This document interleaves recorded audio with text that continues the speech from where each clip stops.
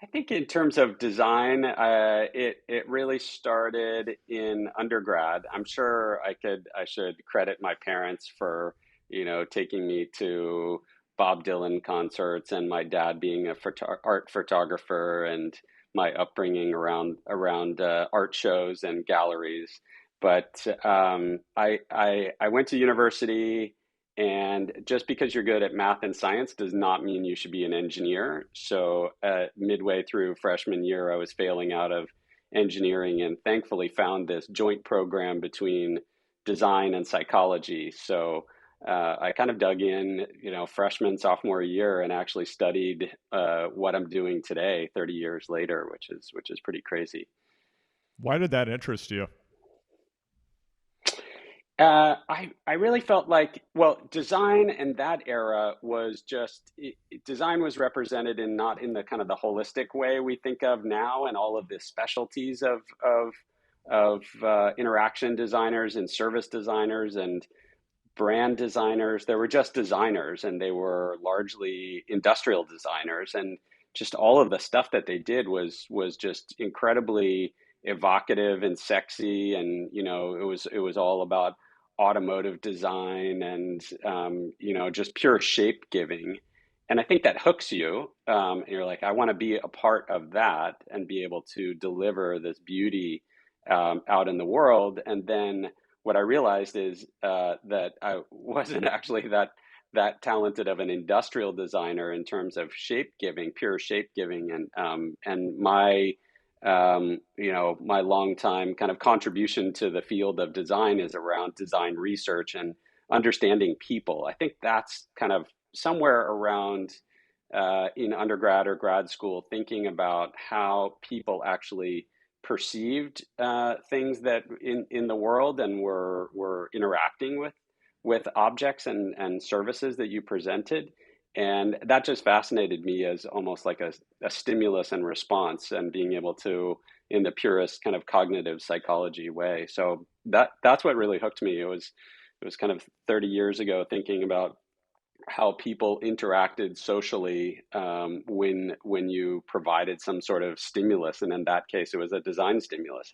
How did they behave when you showed them a Tylenol bottle, and you were trying to figure out how to get through the child proofing, which was largely adult proofing. And really, the all of those kind of things just started there. The flashing zeros on a VCR. I just felt like I had to solve some of those problems on behalf of humans, instead of thinking about it purely from a design or engineering perspective. And when you set out on this path, was human centered design something that you were aware of? Was that discipline was emergent at that time, but did you have knowledge of it? Yeah. Yeah, so this was definitely aging myself. I mean, this was the early 90s, and I studied under a professor that really was kind of the grandfather of consumer ergonomics. And I mean, this goes well back into my family history of military service and trying to figure out how to put pilots in aircrafts and the cognitive load and ergonomics. So that it came back around with this professor who designed the Reach toothbrush. So like that, trying to the early days of kind of ergonomic design were fed into human centered design. So human centered design really came about, I think, in over steadily between in the early 90s, throughout the 90s, having multidisciplinary psychologists or anthropologists join the traditional design firms. So I joined IDEO in 1997 after a few years of designing blood gas instruments in Boston, and I was really thrust into this world of human centered design in its nascent days, where the practitioners of design research or ergonomics or anthropologists were trying to figure out how to add value into the design process. We knew we had something at our fingertips, either how man-machine interface kind of work together, or the psychology. And then it really started to come about as we went out in the field and took our design teams out in the field, almost sometimes begrudgingly in the early days, and having them try to see humans and see the human interaction in a way that they could put themselves in the user's shoes and actually live the experience that they were designing, rather than just designing it from the beautiful industrial design studio. So it was human-centered design was, we had to fight for it in the early days, because the designers and the engineers, they're super smart and just did it intuitively, and we certainly had to fight for a seat at the table and around design.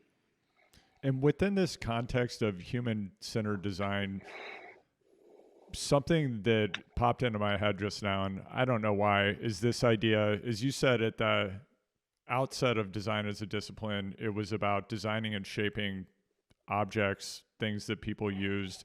And with human-centered design, is part of what's happening that you're using research or human factors, and I'd love for you to say more about what human factors are, to actually shape the experiences that people have, whether that's in relation to objects or processes. Is that part of what happens? Yeah, and so just the field of human factors. I mean, that I think that's actually what my diploma says. It says something around human factors, and that was certainly the joint program between the product design and engineering department and the psych department at Tufts University. Go Jumbos. The But human factors, when we joined the design industry, there was literally a book that said human factors, and I remember some early some early butting of heads with industrial design friends now, that they're like, hey Chris, can you bring over the ergonomics book, and like, I'm designing a keyboard and I really need to know that wrist angle. And I'm like, you can look up the wrist angle on your own. You don't need me to like deliver the book over and kind of anoint it. But it started in that process, and then trying to, at the beginning of projects, wrestle enough time and scope and budget in these design projects in order to stuff in as much human insight into the process as possible. And those could be, I mean, I human factors is a dated term, but it is actually, it is descriptive of, like, there are human factors to this design or this product design, service, environment, metaverse. Any of those have human factors. Some of them are physical, some of them are cognitive, some of them are social and emotional, and just being able to consider the insights that you pull from humans as the beginning of design, rather than shaping it or fitting it to what you think it might be. So it's really about kind of improving the design intuition for the entire design team. And it kind of helps to make that a little bit more inclusive in a way.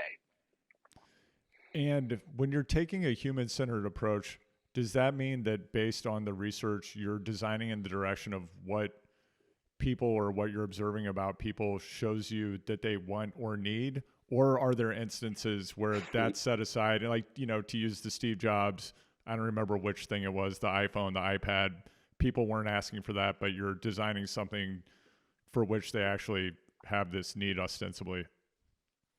Yeah, and you got to remember this, that through this field of human-centered design or ethnographic research, it's not like there was never consumer insights or market insights, right? So there were market researchers who ran focus groups for decades, and one of the things, and if even if human-centered design didn't exist, we've done market research in focus groups as a way to inform products and services or pricing. And then now we do all of this quantitative, very highly quantitative, insight driven stuff that you would get in some sort of analytics dashboard. in the middle there, but those tools are exceptionally good at identifying kind of the 50th percentile and all of the insights, some standard deviation from 50%. So you get that middle. And if you're really trying to validate a design or an idea or a market concept with that, like the bulk of the market, those are fantastic tools. Human-centered design was really built and tuned in order to grasp insights and inspiration for ideas. So this connection of what people say they might, because that was the knock on focus groups. You would get a bunch of people saying what they want, and then you would design exactly what they want, and you deliver that to them, and it was terrible. Like it didn't actually hit, because there's a tension between what people think that they want and what they actually need for that problem to be solved. And so that was that's the core of that. And there have been many kind of debates or even arguments that I used to get in with market research based clients.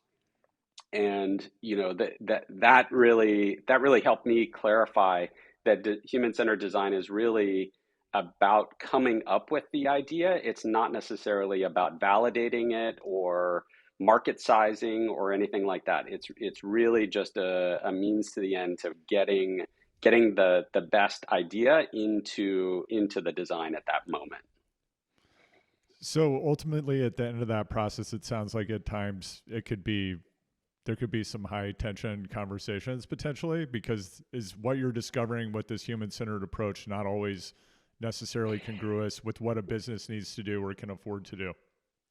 Right. I mean, and that's part of you're trying to convince a business leader or a client or an entrepreneur or an investor of an insight that represents a potential huge shift in the way that you're going to design an experience. And they say, great, how many people said that? Or how many times did you observe that? And you said, I saw it twice. Because we visited 8 people in their homes, and we feel very strongly that this is a key insight. And from this insight, we came up with this idea for the carpet Swiffer for P&G. That's a true story, but it takes a kind of a visionary kind of business leader or entrepreneur in one of these companies to believe that and actually try to build it and then slowly go validate that in the market. But there's no way that you can prove a market size from human-centered design or design thinking. There's definitely limitations with those, and that's how those have gotten a little bit co-opted. But if you really truly think about those and embrace them as tools and mindset to quickly get to insights and ideas, that's kind of that supports all of the other tools downstream, whether that's lean or agile or anything MVPs. It all feeds into that process. And I don't know if there are any specific examples that you could talk about, Chris, within the context of your career where you've taken this human-centered approach, maybe transposed it into different contexts.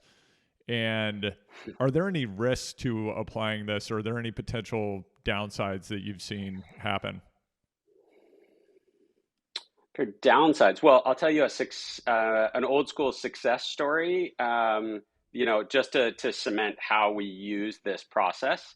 So early in my career, I did a lot of health and medical work, and I was really proud of spending a long time working with neurosurgeons on trying to make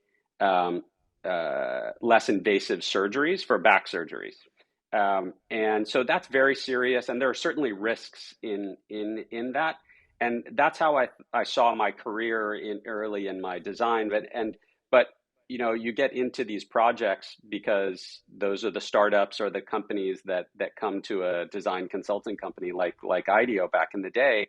And I remember I spent a lot of time doing consumer products, which I never thought I would do. So I specialized in remote controls and early PDAs and smartphones and things like that, all right before the iPhone. So I always appreciated how many pieces of technology and interaction design came into that moment. It wasn't just like out of thin air. You could see it going for a decade. But there's one story where we were designing a remote control for kind of a pivotal startup here in Silicon Valley called TiVo, and they had this idea of pausing live TV, which was a radical concept. So that all became the DVR and on demand and recorded shows and all of that, because the VCR had just kind of had passed its prime. And so they asked us they really wanted a cutting edge remote control. And if you remember the remote controls of that era, there were Sony ones that looked like you had spilled a bunch of chiclets on a huge pad, and there were these tiny buttons, and you never knew where, how to actually, you just want to change the source or get the volume, or, God forbid, try to, figure out the surround sound. And we went into somebody's home and asked them to just show us, demonstrate. Hey, so if you went from kind of this mode of watching to this mode of watching, and he was kind of a guy sitting back in his lazy boy, and the remote controls were probably this big at the time, and he looked at it, and he was kind of interacting with the top of the remote control, and then he used the remote control and he pushed it down on his belly to kind of navigate down to the bottom part. And so he could deal with the 10 buttons down there.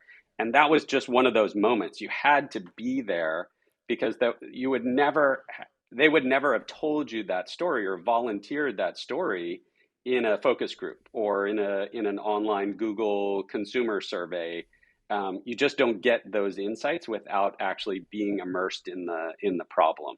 That's a simple example, but that's how we came up with this kind of peanut-shaped, iconic TiVo remote, which I largely think, I still have two that work around our house. And it's funny now having teenage daughters that pick it up and either thank you or blame you for making the remote control in that way. But that's how you take that observation, turn it into an insight, and it translates into design. So that's the one of the six, or very prototypical success stories of how you translate those things. So getting back to your risk question, are there risks? Yes, there are risks if you think that using human-centered design or design thinking is the only way that that your process is finished.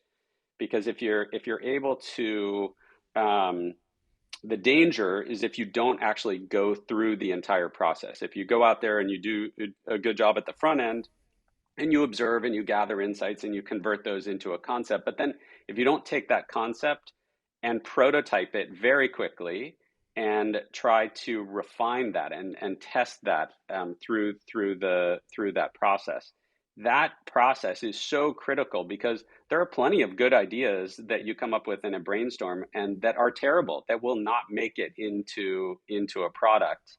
And being able to kind of prototype those on paper, or a quick Figma mock-up, or foam core, or just whatever is the quickest, lowest fidelity that you can start to learn. You kind of want to get these ideas and then break them as quickly as possible. This has become part of the vernacular of Silicon Valley around prototyping a business or a business model and try to break that as soon as possible and learn.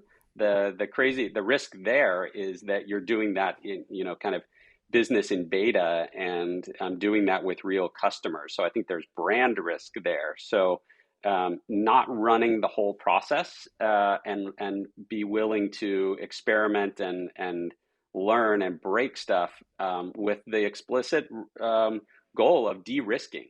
That's what you're trying to do, is really trying to kind of de-risk what you're going to put in front of your customers. And as someone who's been a practitioner and a theorist in this space for several decades now, and it is a practice that requires deep levels of observation, empathy, and understanding of people. Has your practice of this shifted how you think about humans in general? There's yes, and I think that there's a tension. There's a couple of things I have to say around here as a practitioner, because if you some people really want to stay sharp and in that craft, and that means you need to kind of follow a career path as an individual contributor and be lead teams and lead clients in that process. And some people have found that limiting in that then they can't either, get promoted or feel like they're making larger impact, whatever the motive might be. And there are ways to start to leverage that, but many people, will feel like in order to be the best practitioner and kind of evolve as products and experiences evolve, that you need to stay as a practitioner. I've found that as a way that to be able to take that body of mindset and toolbox, and feel like I just keep adding tools along the way. That's kind of why I paused my design consulting career and got a business degree and explored venture capital and entrepreneurship and how to leverage all of that in different domains. I think that was kind of like set me on a path of kind of curiosity in different domains. How can we apply this to fill in the blank?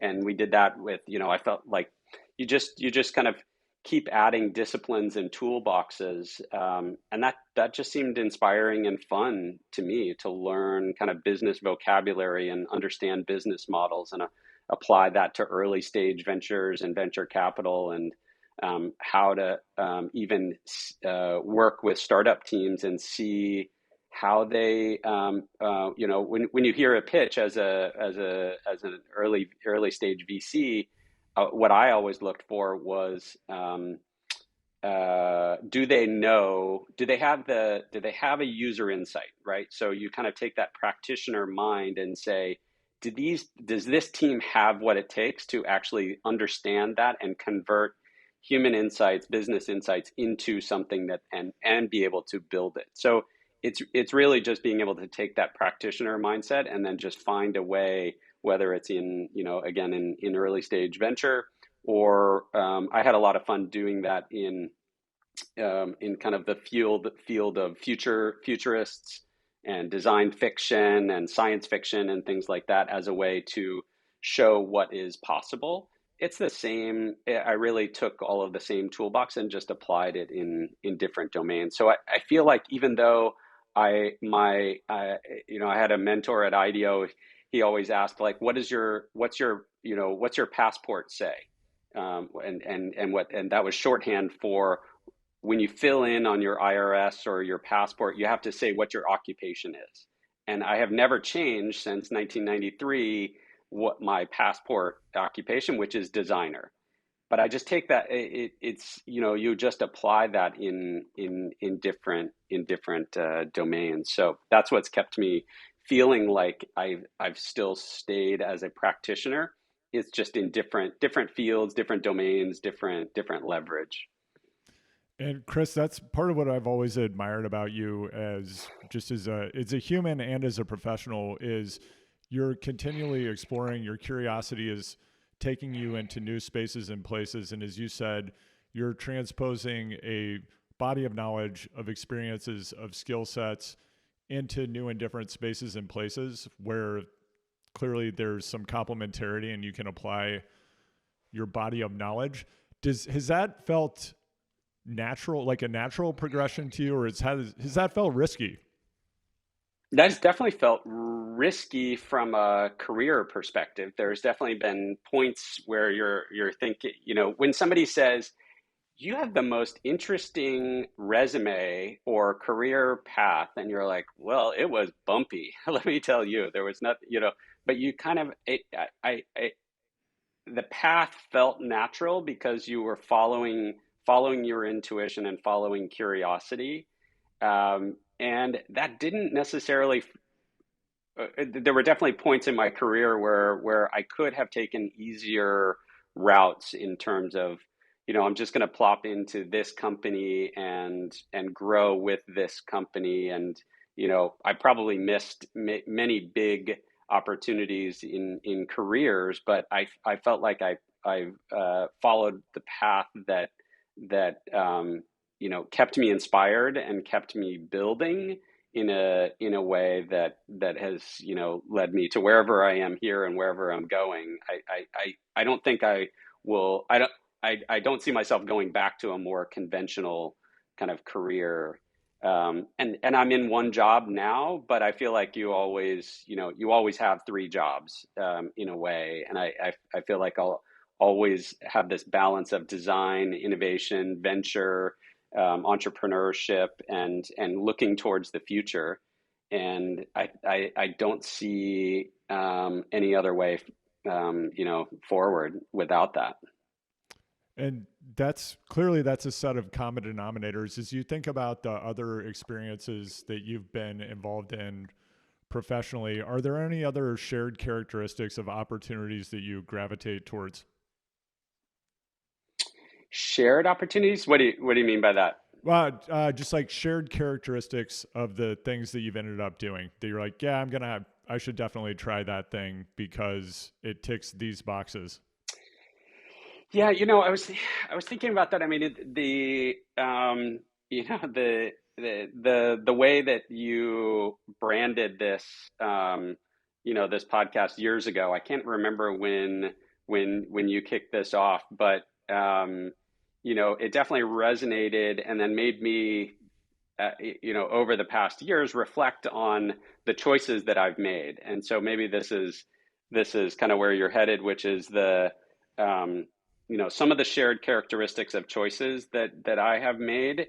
Um, they definitely have felt like the hard way, but I just didn't think that there was any other choice, right? So when I was given the opportunities at IDEO, which I had many opportunities to kind of follow your intuition and build an office or build a practice area, I somehow felt I almost always chose the like underdog approach.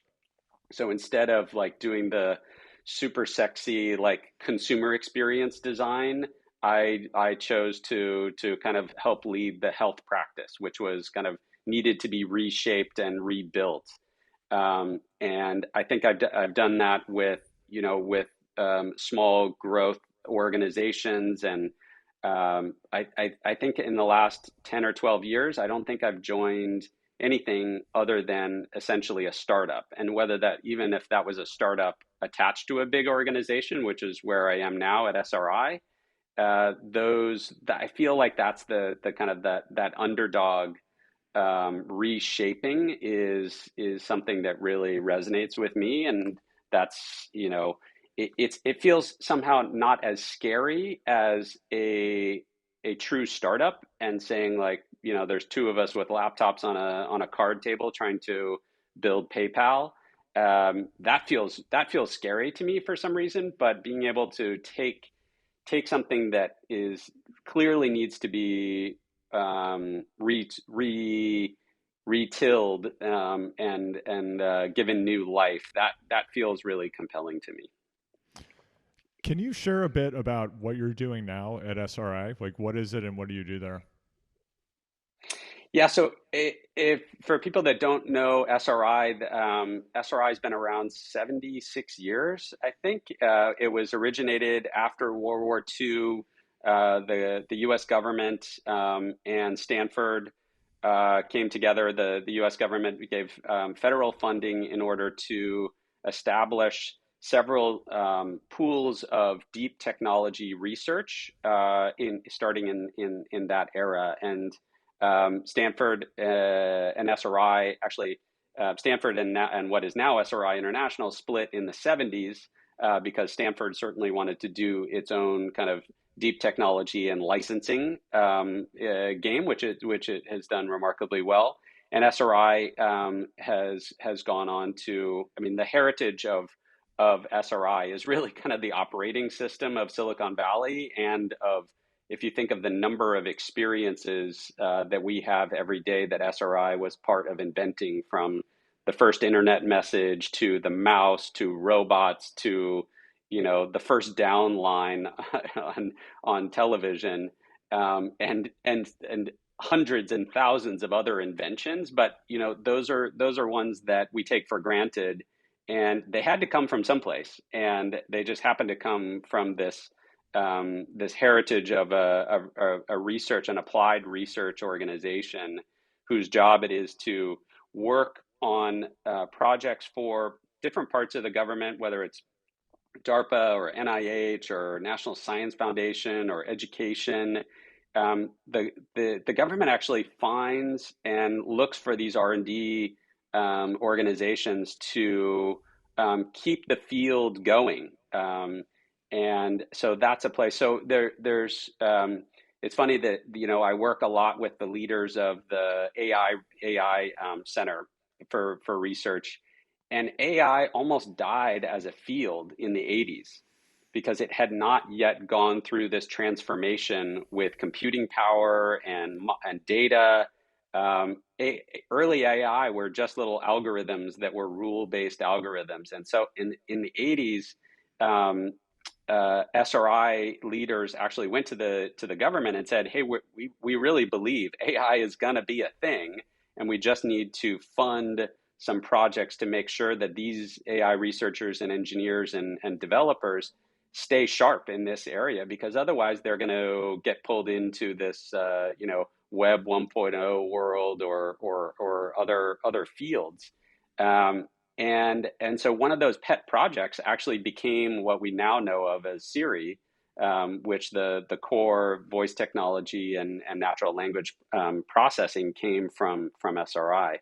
So it's one of these places where you there's such interesting, compelling work that's going on in the research field. So I have my current role at SRI is leading open innovation, and we've built what I call the front porch of SRI, and we teamed up with a Japanese investment bank called Nomura, and they were really interested in teaming up with SRI and kind of creating this connection between Japan and Silicon Valley.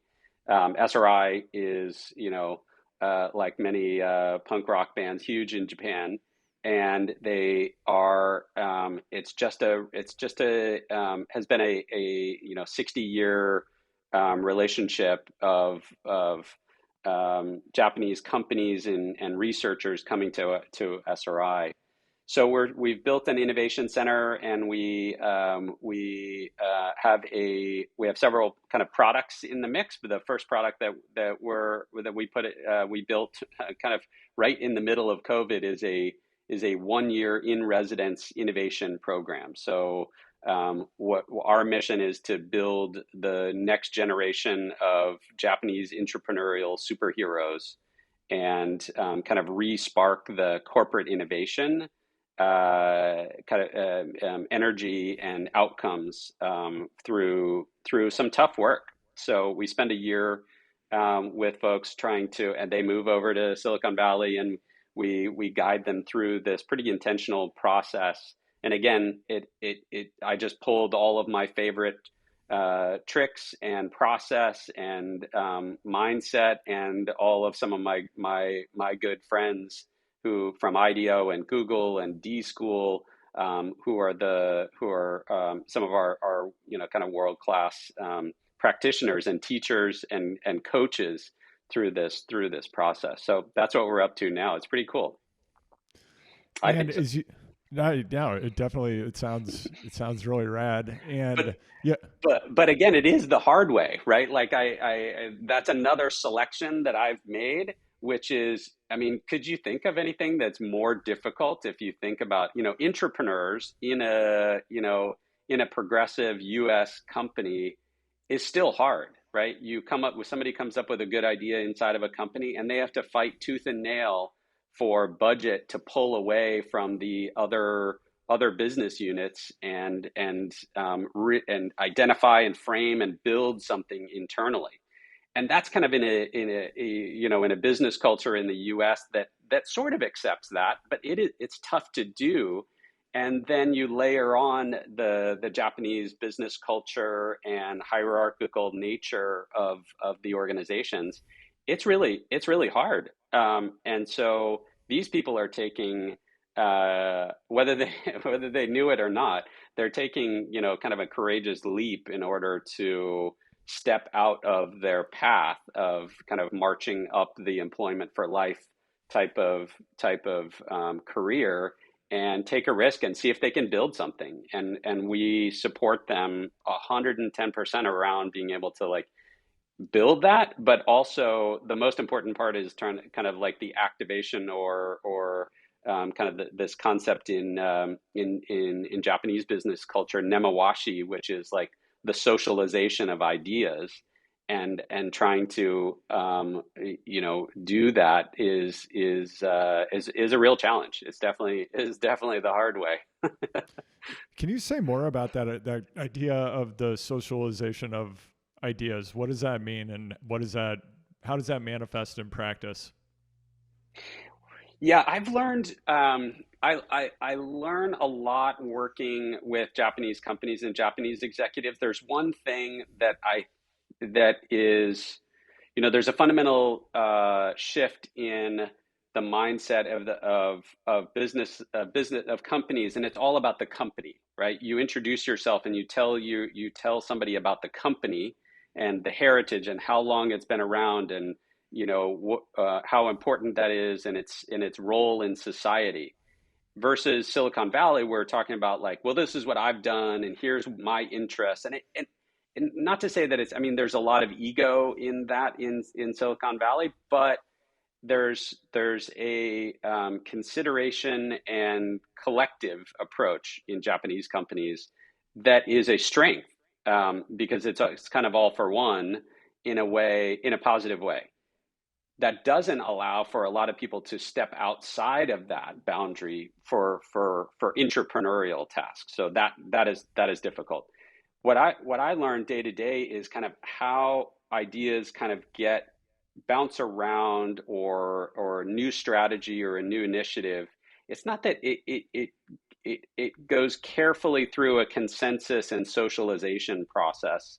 And there's always the pre-meeting to the meeting and the emails to discuss that, to be discussed what's in the meeting. And it feels, and we might look at it, and it does have some inefficiency. But we have our own inefficiencies in probably sharing too much on Slack or our internal chats, and it's hard to kind of get that signal and noise ratio. But it's just a very different communication style. But it does take time to kind of get new ideas through organizations, and that is definitely one business insight that we're working on, which is trying to help architect new ideas, and kind of take those courageous steps to create a new business unit, or a spin out, or things like that that are not as commonplace as here. I wanted to loop back to something that you shared earlier. You mentioned this phrase, design fiction. Did I hear that right? Yes. Yeah. Okay. I don't know what design fiction is. Can you say more about that? Yeah, so I mean that has taken many different shapes over the years, and actually, design fiction is from a friend who leads design at Google X, Nick Foster, and he talks about it in terms of design fiction. We work together on a moonshot at X on food waste, and there's a tool that could be in some fields it would be called a concept car. So you just put kind of a vision of the future, an illustration of what's possible out there. And then there's other people took the science fiction approach and said we need to make the tricorder in Star Trek, and that was its role, whatever the manifestation is. It's just a way to illustrate what's possible in the future if we work towards something, right? And so you can use science fiction and say, here's here's our world in 2030, and there's only one thing different. We all breathe out of respirators, and the men live below the surface and the women live above, and kind of pull from Star Trek episodes. And there is some positive parts of that in that it allows you to kind of see a new experience, a medical device that instantly reads what's going on with your body, and you project yourself into this future world, and it's not totally alien. There's enough relatable contextual and cultural cues, but there's just one variable difference, and it just lets us defer judgment just long enough to say, oh, that tricorder thing is pretty cool. Let's design that. And so then design fiction is just another version of that to show what's possible. And you basically kind of, you think of a storyboard or an illustration, or we were making design fiction around food waste concepts. So if you got a receipt, and you could see how by buying this or buying it from an imperfect food produce source, that how much resources you saved, right? So it steals, design fiction and innovation is really, it's about getting inspired and stealing the best ideas from other places and and adapting them. So design fiction is really taking a lot of that and then being able to show you something that is representative of the direction you want to go. And it's a great tool for intrapreneurs and entrepreneurs to kind of keep the team focused. If it's a long project and you have to build the technology that will enable this, you kind of need to keep the narrative of the project going in a way. And these kind of design fiction illustrations or experiences are ways to kind of demonstrate that and say, see where we're going. And it can change over time based on what you learn from your prototyping. But it's, I think, and that led, kind of the parts of that have definitely influenced me and the journalistic teams that I've worked with in writing about futures. I definitely took a science fiction and design fiction approach, and they taught me really around kind of how journalists might do that and project forward in the kind of the Wired, Forbes types of ways. Did that answer your question? Are you going to be a design fiction writer now? I might already be. You may not even know. But yeah, I mean, for people who are outside of the Valley or not deep in design, you mentioned you've worked with teams of journalists working on some of these futurist concepts, but typically, what disciplines are you drawing on? I don't know how much you can say about the Moonshot project that you were involved in, but if we were to take that as for example, what types of experts or disciplines do you have involved in envisioning something like that? At what stage of the process, and to what end, and where does it go? Yeah, so I'll tell you two stories there. So one is around this moonshot, and that's a whole other podcast.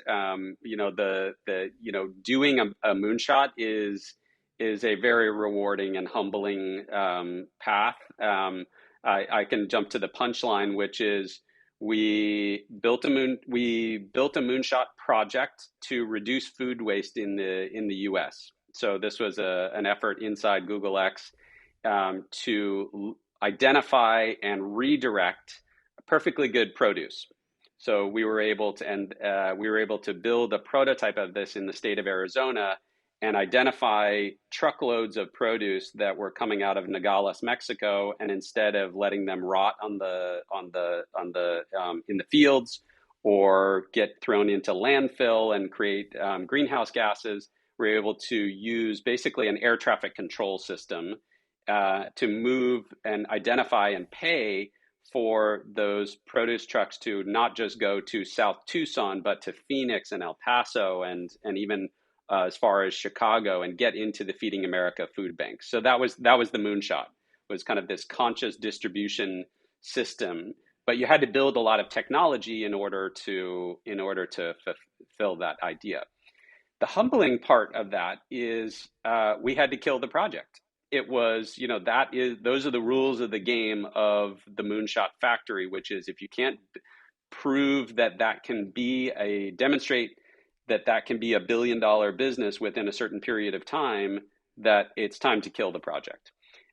It's that product should live on. I mean, it is working in Arizona, and I hope to reinvigorate that someday. But that's kind of the process where if you kill those kind of projects, you find you either open source all of the insights and technology and hope that somebody else picks it up, or you spin that back into someplace. So my team there and colleagues there are all kind of spun back into Alphabet and are doing that in some really interesting ways. And I hope to take that on, reinvigorate that at SRI soon.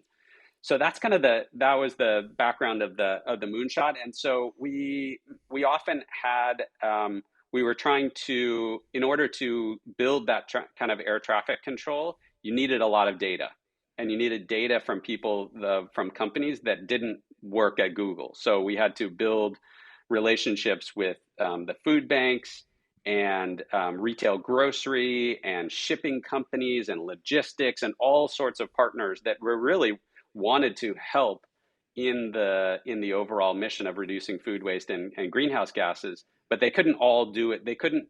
No one party could actually afford to do it at that level. So banding it together was a critical thing. So we used design fiction in that way to kind of show evolving strategies of how we were going to try to build this, and show a retail grocer like, this is something you could put this on your receipt, or you could use partner with a logistics shipping company and use, instead of having that as your kind of package drop off for your Amazon shipping, you could use that as a way to deliver food to people, so that at the retail level, so you didn't have to go to a food bank in order to get that kind of produce. So those are the kind of things that we would do storyboards and little videos. And again, they're low fidelity, so you can build something really quickly, and that little artifact becomes the character in the story, and that can become a storyboard. It could be an illustration, it could be a quick video, it could be a mock-up, all of those kind of things. It's really accessible. And it's a great tool to kind of help you keep the projects going. I have so many thoughts about this. The first thing that I thought about is, it sounds like you were creating a produce farming logistics API. Is that part of what you were creating?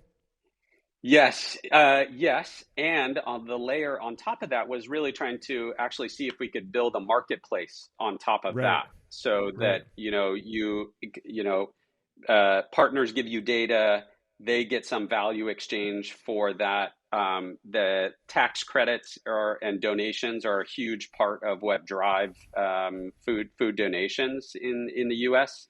But at some point, somebody needs to pay for the trucking.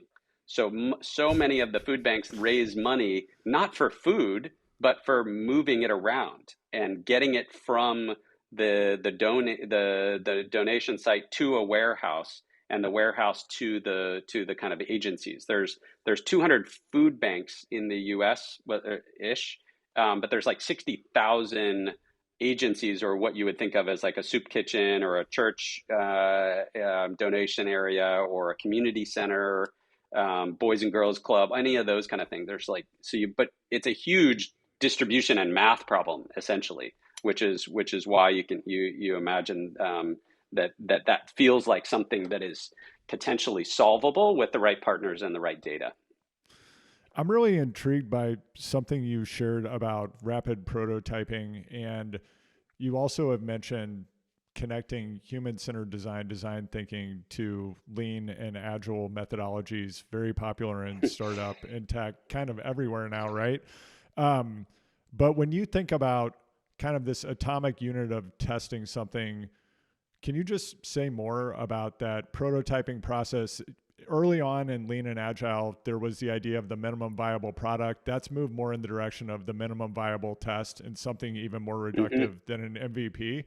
Uh, so, can you just share how you think about creating the lightest weight test possibles, whether it's an idea for a concept that you're testing or when you've worked with entrepreneurs in the venture context? How do you think about that?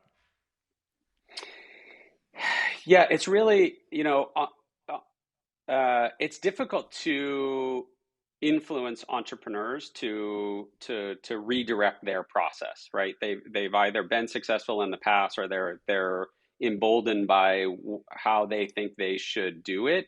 It is hard to influence at that level. I did my best as a kind of as a seed stage investor working as an advisor and venture partner to help teams, but they had to ask for it, right? You can't force them to say like, listen, we're not going to give you this seed stage unless you run this design thinking process. They're just not going to do it, and that's not really that appropriate. So you can really that's a tough influence. It's been done, but it's a tough influence. There's some great kind of designers in residence and design services attached to funds that I think do a great job there. The way that I think about it is, it has to, the reason to do that kind of prototyping is needs to be the motives need to be aligned, right? So if you have an idea and you're able to prototype something, you're essentially the way to talk about that to a business leader is that it's about de-risking something.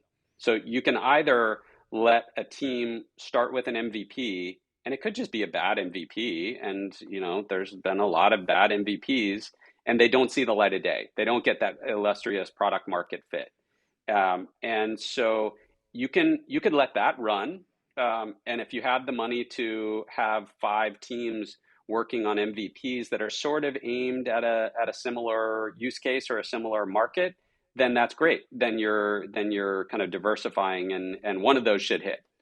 But if you just have one shot on goal and you're using this MVP and you don't prototype enough inside that MVP, and prototype with the idea of learning and retiring or promoting or killing ideas, I think that's one of those things that I know you and I have both seen MVPs that we've been either a part of or advising, that they just keep noodling and noodling and noodling, and somebody's got to tell them, or they've got to have the discipline to say, this isn't going anywhere and this MVP is never going to hit. Now, the Silicon Valley success stories are built on the perseverance of people that have kept going on those MVPs and pivoted there and pivoted here, and sometimes they don't run out of money and they finally hit that product market fit. Those are such edge cases, but they've been widely celebrated. So there's a tension that you just got to keep, got to get a little bit more runway. That MVP is really going to pay off, and sometimes they do. And so I think my idea, I think, is really about getting teams to understand that you really are. If you believe in the vision, then this is the prototyping, whatever form that takes, physical, digital, any of those, any signal that you can get on a prototype is de-risking your idea and helping you continue to shape that and keep it alive. That's the goal. What problems interest you the most?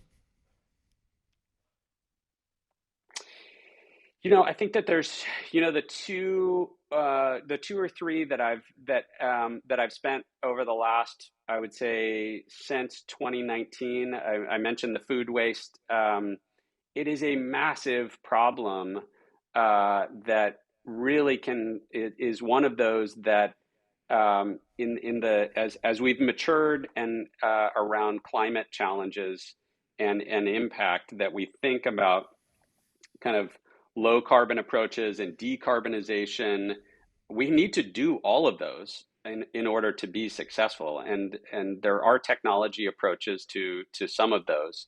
And there's no one policy that is going to magically get us to, some temperature and sea level impact that we're trying to avoid.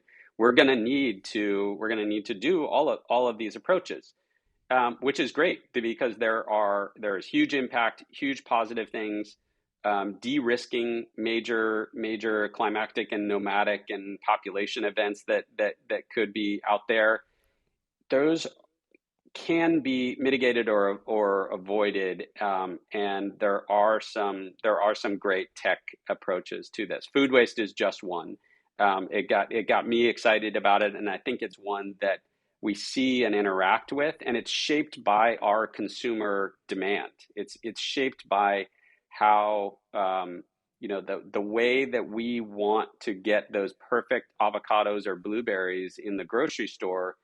That ripple our slight consumer preferences around that flow all the way back to what happens in the field. I've seen the entire kind of value chain at every step, and the yield loss and the waste that occurs and the resources applied. It just needs to be reshaped from the beginning. So I think that there's a huge system design challenge there. There's partnerships there, but there are some technologies at each of those stages that will just help make it more efficient all along there. We have that ability. We have the ability to, order something on our phones and have it arrive within 12 hours. We have the technology to be hyper efficient, and we just need to apply that to some of the most important problems in the world. Food and water that's it, right? I mean, there's this is like getting to Maslow's. We get to education and up the ladder, but if we aren't solving food for food and water, it's a massive miss. So I think those are really exciting. And not just food waste. I got involved in a startup Treasure 8 around just making great food more sustainable and more freight efficient and all of that. And those I didn't think 10 years ago that I'd be that excited about food, but I think that's kind of that's that curiosity path that we talked about earlier. Is finding those next big pools and being open to that. I think that's the key, is going into some of these with an open mind, or and seeing the areas that are of most impact. What do you consider to be risky?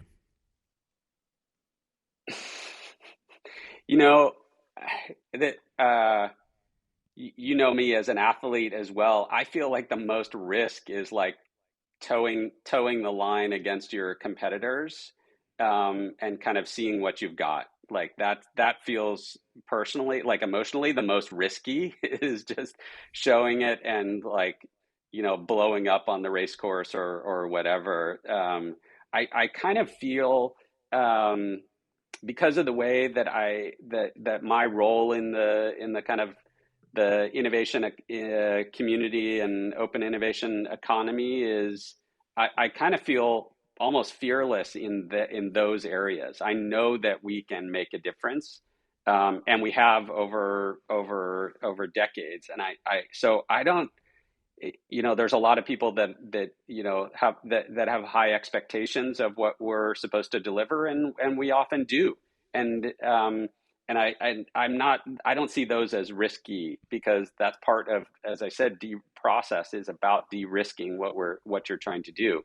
The risk is raising a huge amount of money and blowing it on projects that should have never seen the light of day. That's riskier than actually kind of doing this innovation thing. So that doesn't scare me at all. It probably should, but I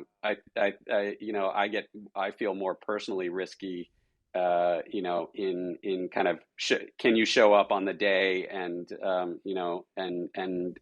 and meet your personal expectations. I think that's riskier and scarier to me. Yeah, and that's an experience that we've shared together a few times. And for you, you've been involved in cycling for a long time. What is your interest in that sport, and what does it bring to your life and to you as a human being? Or alien? Perhaps you're from another planet. I don't know. I wish I was. I could have done a lot better in those cyclocross races. I joke with my friends that people are cycling is one of those funny things culturally. I feel like I've been living it since I was like 10 or 12. I've gone through so many different sports, middle distance running and bike racing and ultimate frisbee and every water sport known. Although I'm a terrible paddle surfer, but put me on a board, anything from a scurfer to a windsurfer to a kite surfer to a foil board. I feel good, but something about that paddle surfing, that wasn't in my bones. Um, you know, we look like we're extreme sports people, and in a sense, we are. I guess if you zoom out, we're definitely kind of extreme and elite in those ways. I always think of myself as a mediocre. you know, that's the tough part, right? You conceptualize and that you're in this top percentile of sports and athletes, and then you realize you're just kind of in the middle of the pack, which keeps me motivated. But I think that those are, cycling and kite surfing have been often joked about as the new golf, and in a way they have. I've really enjoyed the communities and the people and the experiences just of kind of going for the fun, fast group rides here in Silicon Valley and meeting, former pros and Olympians and, investors and bike bums, all alike. Everybody, that kind of shared experience of just doing that kind of ride together is really gratifying. I think I did the same with kite surfing entrepreneur investor communities in here and in Hawaii, and those are super fun. It's a luxury and a privilege to be a part of those communities. And they brought so much connections. That's what I tell people that are coming to Silicon Valley, like, how do we fit in? How do we go to the right meetups? And like, forget the meetups. Go, find an interest, find your community, and they'll take you in. That's the way to kind of fit in and thrive, at least here. But I don't know. Where do you? I mean, I listened to one of your recent gravel podcasts. I think those are interesting observations around. It's a prototype, right? Like what are we seeing in these new modalities of cycling? And I did the same with kite surfing. I would never, nobody 10 years ago would have said, oh, Chris is going to be a lifelong kite surfer. But as soon as I saw this wing foiling, I was like, oh, of course I have to do that. And so it's just that, on to the next challenge. And I don't really care whether we're racing cross or gravel or riding above the water or on the water. We're just going to keep doing it. I think that's what keeps me going. And when you put on your design hat, and it's a hat that I don't think you ever take off. It's like an invisible hat that you wear all the time. But it's a design yarmulke. Yeah, you've got the design hat on.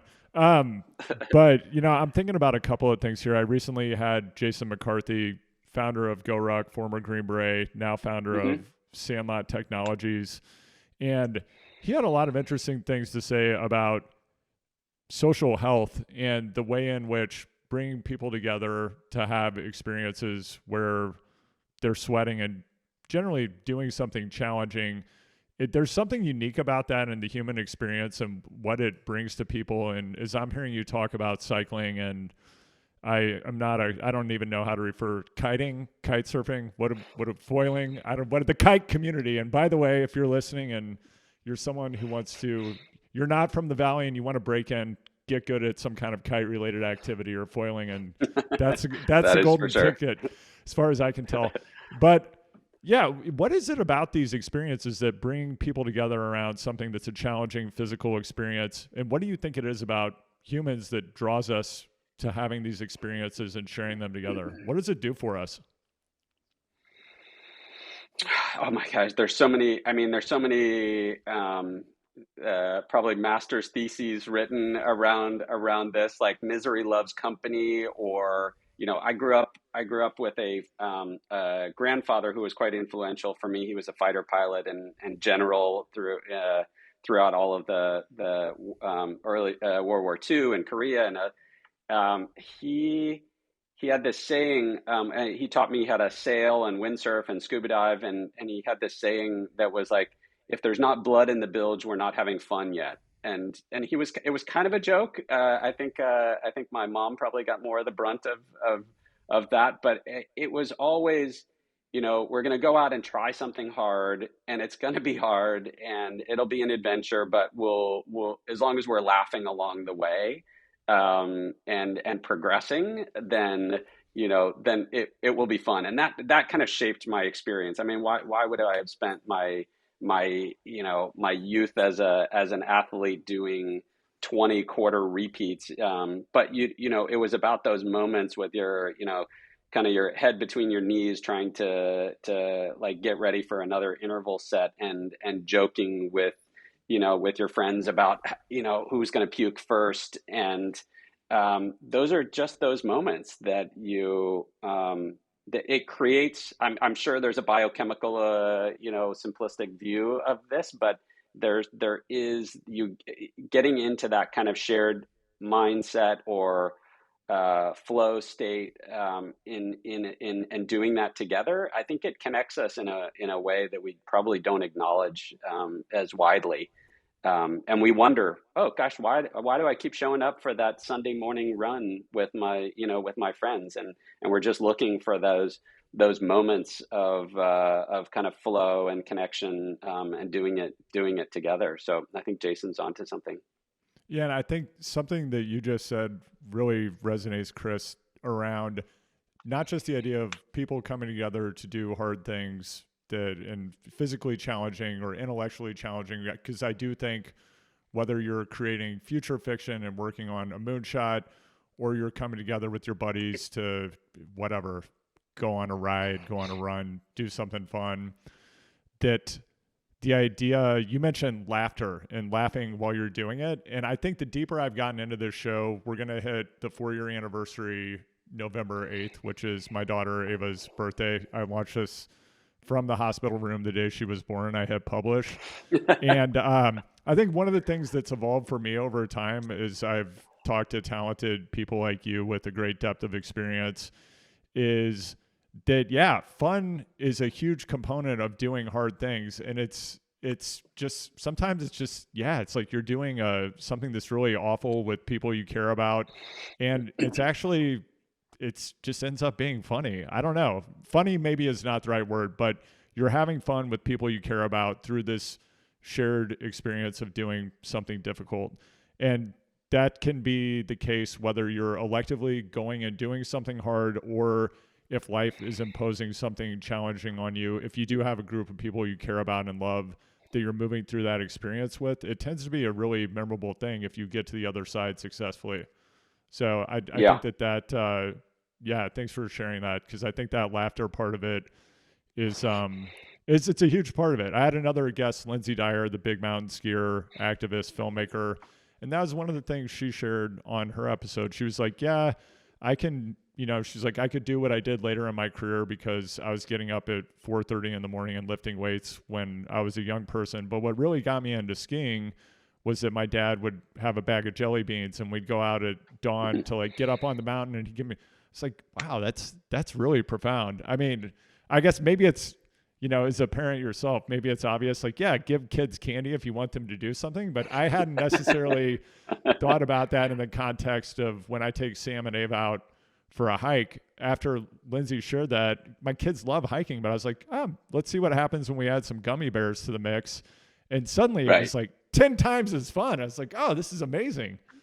So, Well, the trick, especially as a parent of older kids, knowing that it's all a phase and it all changes, right? I can't get them back on mountain bikes that we used to do every Saturday and Sunday, and go for ice cream or snacks, or there was always something in my backpack to tempt them after or during get through the ride. But you just got to keep finding that next phase and that next enticement to make it fun.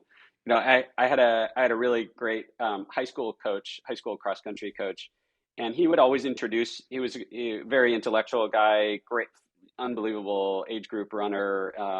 Held an age group Boston Marathon record for years, maybe decades, and he would introduce all of these like what looked like ridiculous moments of in running, and plyometrics and fartlek, which is you kind of have to laugh at fartlek, but fartlek was just this kind of I'm gonna I'll probably get the reference wrong, but it was kind of like this European Scandinavian movement around just kind of funny running. I don't maybe that's the direct translation, but that's how I recall it, which is we would go on runs on these easy days, and they would turn out to be hard, but we would just like you'd run and then you jump over a fence and you'd run after this, and it just created this sense of fun and playfulness, which I think is a key thing. I know design teams that embrace play stay more inspired and more energetic through that. So I think it's finding what's appropriate for your team at that time. speaking of which, Chris, I know that you've got some innovation that you need to get back to. You need to go continue to transform and change the world. So if people would like to learn more about you, is there anywhere you would like them to go, or would you like to remain hidden? No, that is one area I admire what you have been doing over the last, seemingly since we started working together 10 or 12 years ago of this, being able to keep the word out, and especially of late all of your social pushes. I need a teenage daughter to help me get on as famous as they are on TikTok. Um, most of the social handles, Chris J. Cowart, but you can find me usually on LinkedIn, or rarely on Instagram or something like that. But find me, reach out, and we should all have a good PR agent as good as Andrew Vaughn. So you're very complimentary to your guests, and I have to say I was intimidated. I didn't know whether like I had to go back to special forces training in order to get on the Hard Way podcast, but finally, after all of this time, and I have to say, my best joint venture is introducing you and Molly. So I still put that. I should put that on my LinkedIn headline. Maybe I'd get more hits. I think you should. That's going in the introduction. But yes, Chris introduced me to my wife, Molly, for which I am deeply grateful. The best introduction of my life. So thank you for that, Chris. I really appreciate it. And yeah, that's going to be my new side. My new side hustle is I'll be celebrity matchmaker of Silicon Valley. So you've got the magic touch. So that could be the next area where you're doing innovation fiction. So, all right, awesome. Well, Chris, thanks for joining me, and really enjoyed this conversation.